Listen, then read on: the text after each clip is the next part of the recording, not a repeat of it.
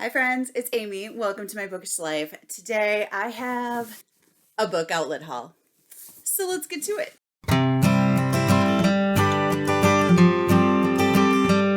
This is one of the most satisfying things in the world to do. So I had a couple things that I wanted to get on my classroom shelves. One of them is horrible geography. Geography with the gritty bits left in. So I thought this would be so cool to have in my classroom. It has violent volcanoes, odious oceans, stormy weather, raging rivers, desperate deserts, freaky peaks, blooming rainforests, monster lakes, earth-shattering earthquakes, and cracking coasts. They're short little nonfictions. So I thought when my students are looking for short books, a good nonfiction is a great place to turn.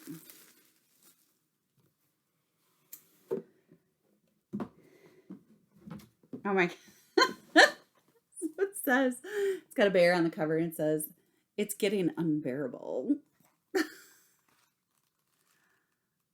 Oh, look at, these are going to be full of information and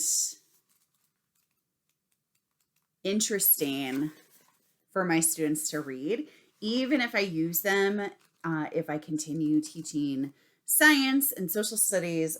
These I think are going to be really awesome. Okay, so let's just look at all of the covers of these. They're so cute. It's Getting Unbearable. And we have, shocking, isn't it? And Water Pain in the Neck. Oh. Odious Ocean says, "There's always one clown." Monster Lakes says, "It'll make a splash." Freaky Peaks says, "It's tough at the top." Whoop. It's tough at the top. Earth-shattering earthquake says, "It's not my fault." Like a fault line.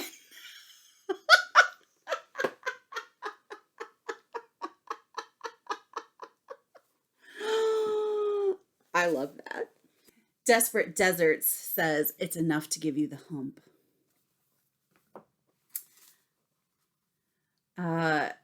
Cracking Coast says, "Oh, I do like to be beside the seaside."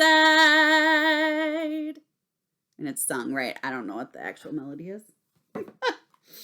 And Blooming Rainforest says, "It's a jungle out there." Some of those are a little more punny than others, but those are really, really cool. All right. Another book for my classroom is All You Need Is Love by Tanya Guerrero. This book came so highly recommended by, I want to say it was Amanda at the Curly Reader, during middle grade March. It follows a girl who lives in, look at that. She lives in the United States in New York, and then she goes to Barcelona to stay with her Filipino grandma. And she really does not want to do that.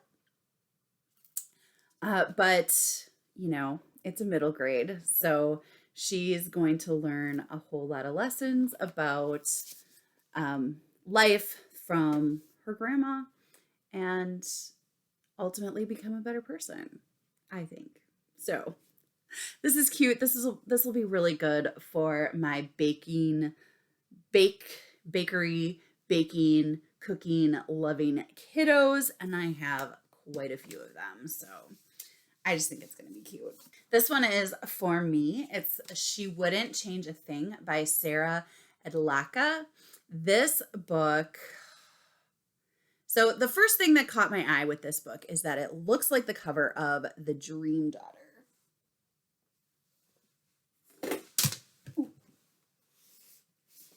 Which is right here. And so, of course, that is what originally caught my eye.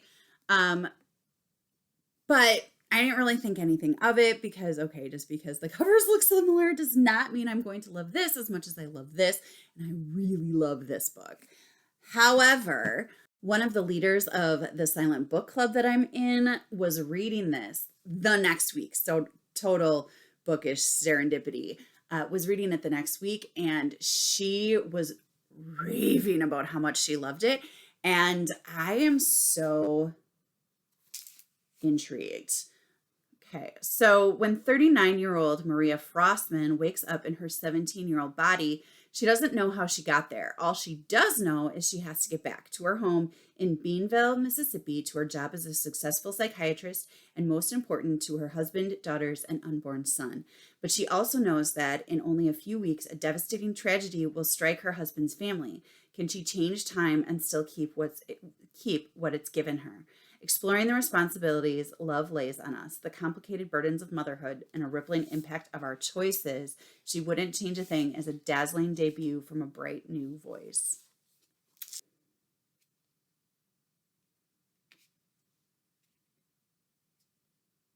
Oh, it just looks so good. Okay, cool.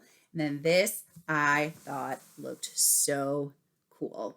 This is a creative writing kit. It says Right Now. It's a 96-page journal with helpful writing techniques, 50 creative writing prompts, tips and tricks to keep you productive, tactics to help you create characters and situation, ways to escape writer's block, timed exercises, and where to find your inspiration and more. So let's dig in, shall we?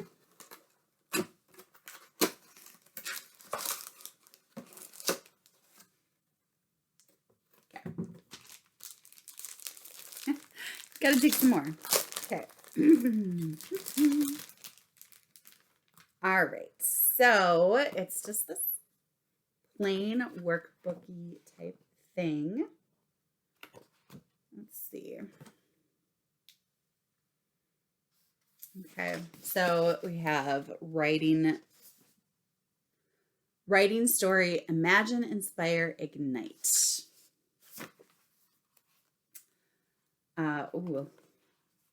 Lots of things on story structure, improving craft, style, toolbox, read other books, have writing materials, show, don't tell, point of view, fictional formats, genres.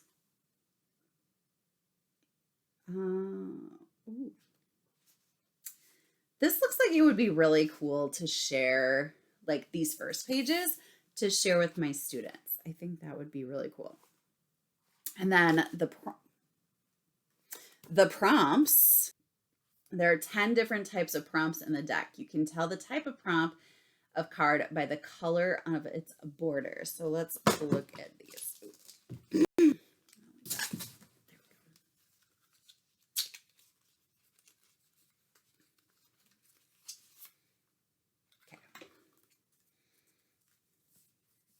All right, so here we have purple, using body language. Do this. Okay, so it's purple, using body language. And then on the inside, or on the other side, it says illness is a physiological state that includes mild symptoms like sneezing, shortness of breath, or mild lethargy, through to severe symptoms like acute pain or vomiting. Ill people often retreat from public to recuperate. They may be weak and tired, so have reduced stamina for everyday activities. Body language can include sitting or leaning for support, hunched shoulders, tense body, or face screwed up in pain. Continue the story. He took a wheezy breath. It felt like razor blades shredding his throat as he swallowed and he could barely lift his head from the pillow. Then the doorbell rang.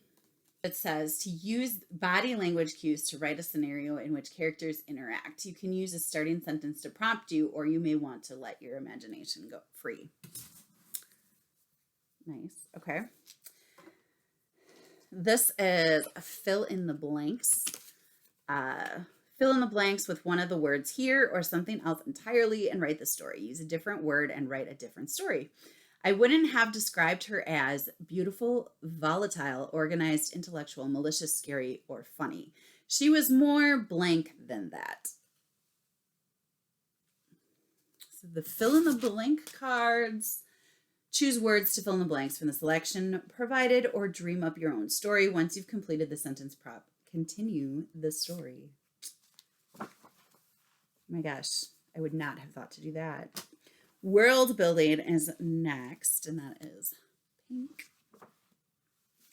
Read the description of the scenario and then follow the prompt to imagine what the suggested world would be like, adding crucial world building details to your story. So one is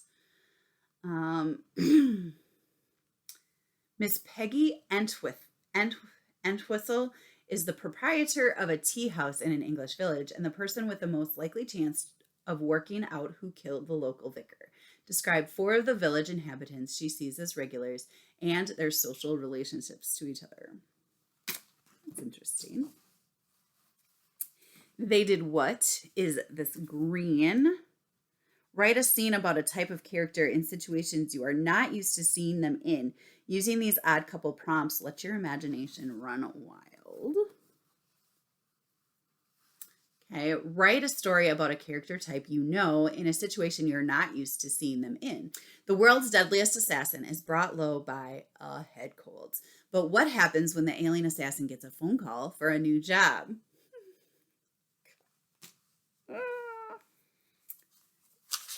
Okay, so this darker purple is dialogue kickstarters. Try writing a short story or scene that is all dialogue. You'll be surprised how much of a story can be conveyed simply through characters talking. You can get an idea of the characters' personalities in the stories taking place just from how they say what they say or what they choose not to say. Write a story through dialogue alone. You can get across more than you think. So it starts the dialogue for you and then you continue it. Listen, we don't have much time. They're sending me to the quarantine center. Maybe you should go. Are you serious? Look at your arm. Stop trying to hide it. I know you're infected.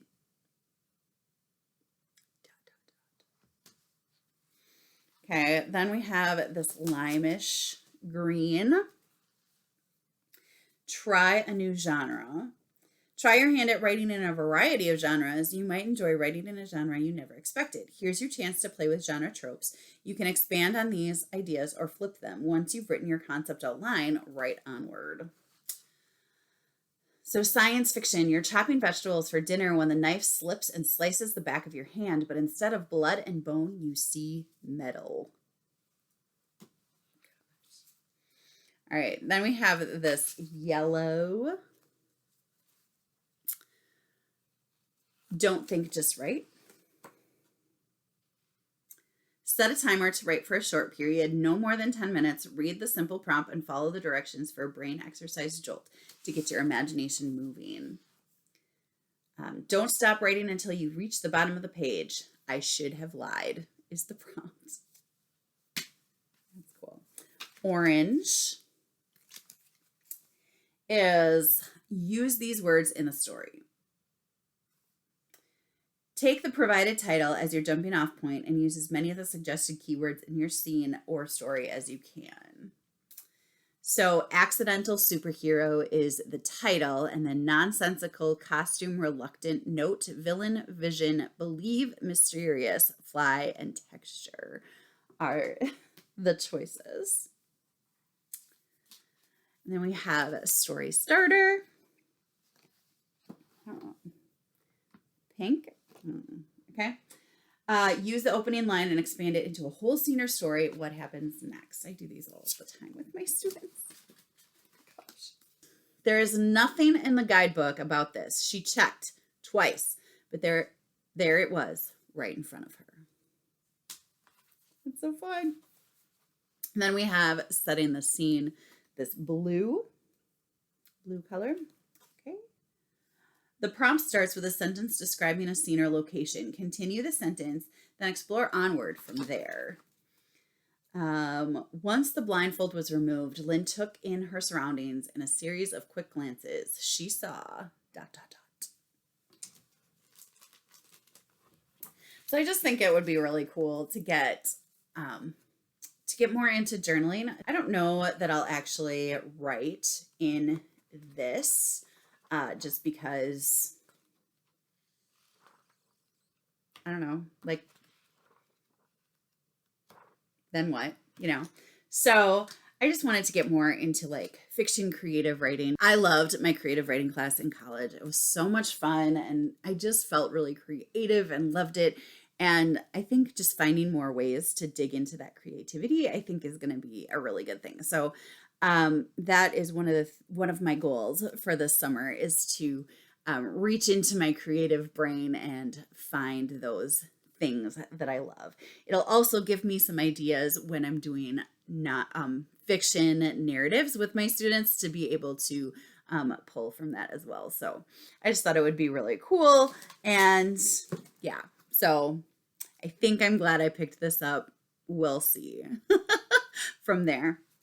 Look at this. Do any of these sound interesting to you? Let me know down in the comments. I would love to chat with you. That's all I have for you today. If you like this video, please give it a thumbs up. If you would like to see more videos from me, make sure that you are subscribed. I hope that you're finding something wonderful to read. And until next time, happy reading. Bye.